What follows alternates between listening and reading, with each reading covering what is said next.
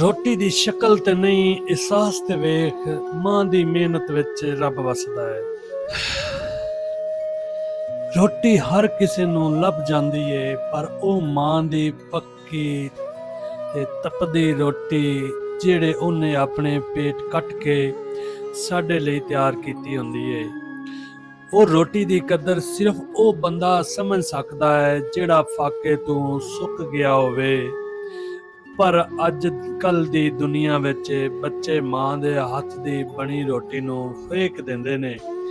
ਕਿਉਂ? ਇਸ ਲਈ ਕਿ ਉਹ ਬਰਾਊਨ ਹੈ, ਜਲੀ ਹੋਈ ਹੈ ਤੇ ਵੇਖਣ ਨੂੰ ਉਹਦੀ ਸ਼ਕਲ ਵੀ ਖੂਬਸੂਰਤ ਨਹੀਂ। ਪਰ ਜਾਨੀ ਯਾਦ ਰੱਖੋ, ਜਲੀ ਹੋਈ ਰੋਟੀ ਤੋਂ ਮਾਂ ਦੀ ਮੁਹੱਬਤ ਦੀਆਂ ਲਕੀਰਾਂ ਨਿਕਲ ਆਉਂਦੀਆਂ ਨੇ। ਉਹ ਸੜਿਆ ਨਹੀਂ, ਉਹ ਜਲੀ ਨਹੀਂ, ਉਹ ਮਾਂ ਦਾ ਪਿਆਰ ਹੈ ਜੋ ਸਿਰਫ ਨਸੀਬ ਵਾਲੇ ਖਾਂਦੇ ਨੇ। ਮਾਂ ਦੀ ਬਣੀ ਹੋਈ ਹਰ ਚੀਜ਼ ਵਿੱਚ ਰੱਬ ਵਸਦਾ ਹੈ।